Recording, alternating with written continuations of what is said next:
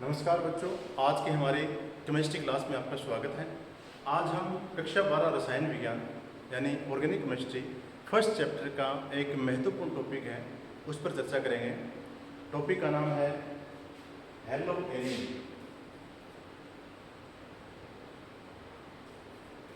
हैलोएरिन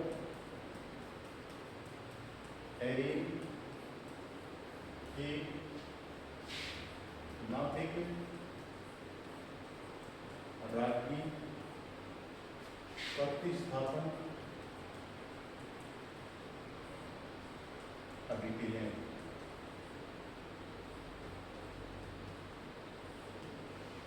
हैलोएरिन की नाभिक स्नेही या नाभिक रागी प्रतिस्थापन अभिक्रिया। अब हैलोएरिन का मतलब क्या है? हैलो का मतलब हैलोजन। हैलोजन कौन से होते हैं? Chlorine, chlorine, bromine, iodine, Ig। ठीक है, ये सब क्या होते हैं? हैलोजन, जिनको हम X से डिनोट करते हैं। एरिन का मतलब क्या है? एरिन का मतलब है बेंजीन वलय। एरिन का मतलब क्या है? बेंजीन वलय। यदि किसी बेंजीन वलय पर X समूह जुड़ गया, कोई भी हैलोजन जुड़ गया, तो वो क्या हो जाएगा? हैलोएरिन। जैसे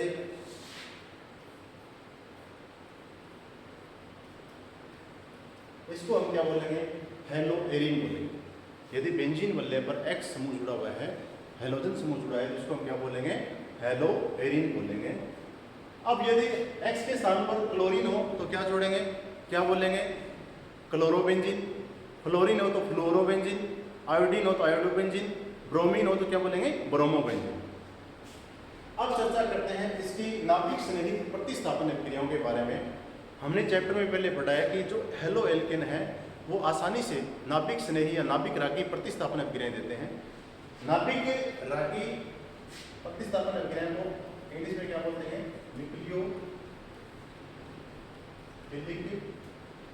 सब्स्टिट्यूशन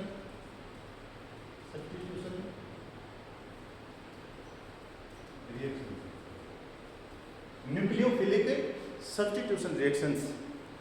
अब सबसे पहले हम ये समझते हैं कि नाभिक रागी या नाभिक स्नेही का मतलब क्या है। अक्सर बच्चे कंफ्यूज रहते हैं कि नाभिक स्नेही या नाभिक रागी है क्या।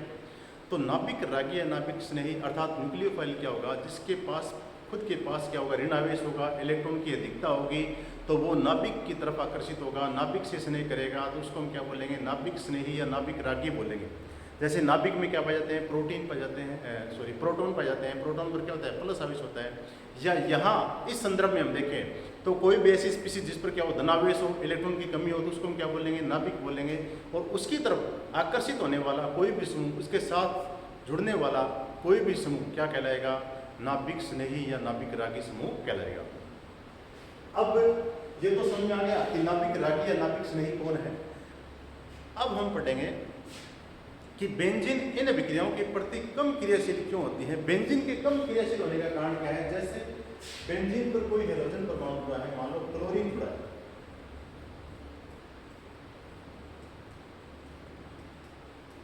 बेंजीन पर क्लोरीन हैलोजन जुड़ा हुआ है, तो क्लोरीन के पास 3 एकांकी इलेक्ट्रॉन युग्म यानी 6 इलेक्ट्रॉन एकांकी इलेक्ट्रॉन पाए जाते हैं, अयुग्मित इलेक्ट्रॉन पाए जाते हैं, और युग्मित इलेक्ट्रॉन यानी 3 एकांकी इलेक्ट्रॉन युग्म पाए जाते हैं। यह क्या करता है? अपने 2 इलेक्ट्रॉन बेंजीन वलय में दे देता है। कहां पर देता है? बेंजीन वलय। अब बेंजीन वलय में इलेक्ट्रॉन दे देगा,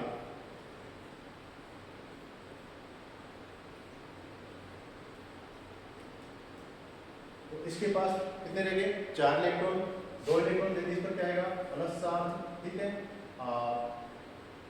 ये बॉन्ड, ये फिर इलेक्ट्रॉन कहाँ जाएंगे? यहाँ जाएंगे। ठीक है,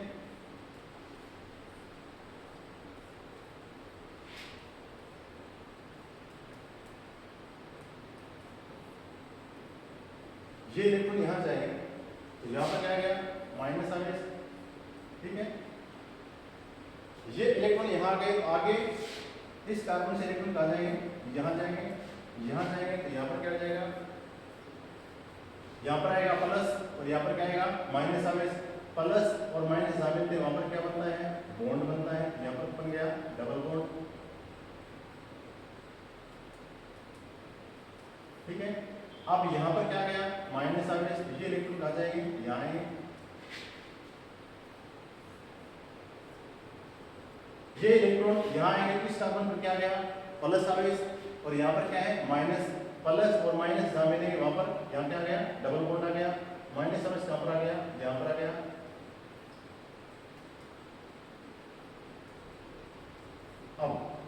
अब क्या होगा, ये इलेक्ट्रॉन वापिस किसके पास जाएंगे, क्लोरीन के पास, तो इस कार्बन पर क्या आएगा, प्लस आवेश, यहाँ पर क्या है माइनस, यहाँ डबल बॉन्ड बन जाएगा, दोबारा से वही संरचना बन जाएगी। इससे हम क्या समझे कि हेलोजन के पास दो इलेक्ट्रॉन जो होते हैं, हेलोजन के पास जो दो इलेक्ट्रॉन होते हैं वो एकांकी इलेक्ट्रॉन युग्म को बेंजीन वलय में दे देता है और बेंजीन वलय में इलेक्ट्रॉन घनत्व को बढ़ा देता है। अब इलेक्ट्रॉन घनत्व बढ़ा दिया तो बेंजीन वलय में इलेक्ट्रॉन की कमी नहीं आएगी बल्कि अधिकता आएगी। अधिकता आने के कारण वह क्या है, नाभिक स्नेही अभिक्रियाओं के प्रति, नाभिक स्नेही अभिक्रियाओं के प्रति कम क्रियाशील होता है, किसकी तुलना में, हेलो एल्किन की तुलना में।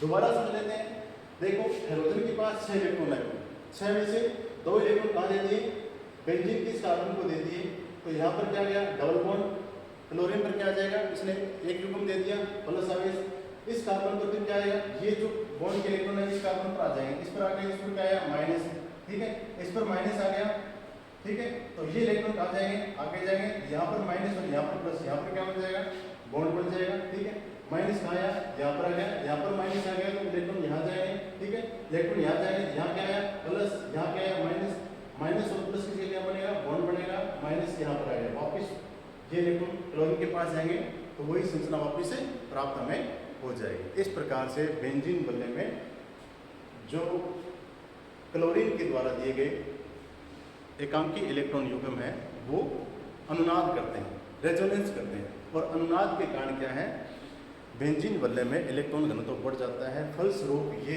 नाभिक स्नेही प्रतिस्थापन क्रियाओं के प्रति कम क्रियाशील होती है। दूसरा, एक तो हो गया, पहला हमने पढ़ा अनुनाद, पहला हो गया अनुनाद। दूसरा कारण क्या है, जो बेंजीन में CX बंध है इसमें इस कार्बन पर क्या होता है, sp2 संकरण होता है, क्या होता है, sp2 संकरण होता है।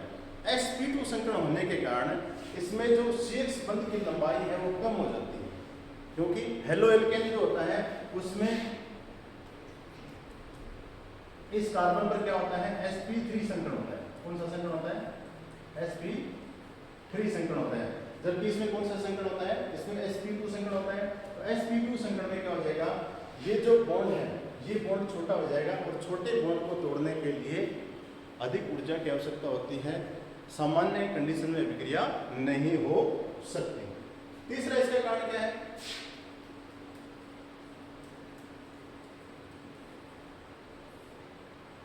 अनुनाद द्वारा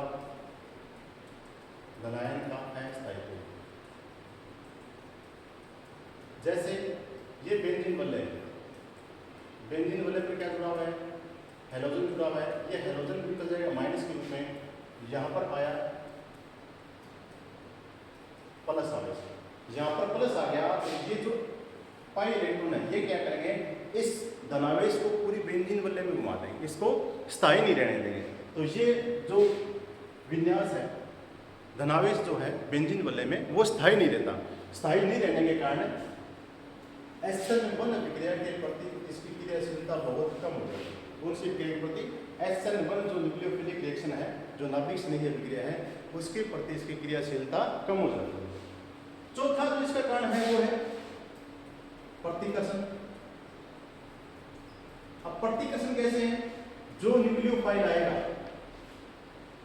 आक्रमण करने के लिए, जो न्यूक्लियोफाइल बेंजीन वलय पर आक्रमण करने के लिए आएगा उसके पास पहले से क्या होगा, ऋणावेश होगा, और बेंजीन वलय में भी पाई इलेक्ट्रॉन के कारण क्या है, इलेक्ट्रॉन की अधिकता पहले से है, तो इलेक्ट्रॉन और इलेक्ट्रॉन में क्या होगा, प्रतिकर्षण होगा, जिस कारण से ये विक्रिया आसानी से संपन्न नहीं हो पाएगी।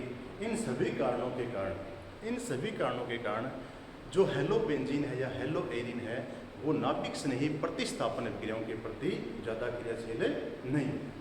फिर भी कुछ अभिक्रिया है, उसमें पहले हम पढ़ते हैं OH समूह का प्रवेश, OH समूह का प्रवेश या जुड़ना।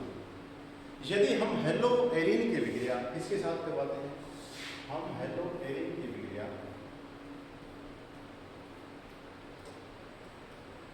करवाते हैं NaOH के साथ, किसके साथ करवाते हैं, NaOH के साथ करवाते हैं। लगभग 600 केल्विन ताप पर और 300 एटमॉस्फेयर दाब पर। इसके लिए स्पेशल कंडीशन होगी कि 600 केल्विन ताप और 300 एटमॉस्फेयर दाब पर हम यह विक्रिया करवाएंगे। तो इसके बाद विक्रिया क्या होगी, यहाँ से HX बाहर निकल जाएगा, HX क्या है, बाहर निकल जाएगा इस प्रकार से, ठीक है। और ONA कहाँ पर हो जाएगा, इस बेंजीन वलय पर। कैसे, ये माइनस में टूटेगा, ये प्लस में, ये प्लस में और ये माइनस में। HX बाहर निकल गया, क्या बना, ONA, ठीक है। इसको बोलते हैं sodium phenoxide, sodium phenoxide, sodium phenoxide प्राप्त हो गया। अब इसकी विक्रिया किसके साथ कराएंगे, HCl के साथ कराएंगे। किसके साथ है, HCl के साथ कराएंगे। HCl के साथ कराएंगे तो ये तो टूटेगा प्लस में, ये टूटेगा माइनस में, ये प्लस में और ये माइनस में। तो यहाँ से क्या निकल जाएगा, NaCl तो बाहर निकल जाएगा और H किसके साथ जुड़ेगा, O के साथ। तो हमें क्या प्राप्त हो जाएगा,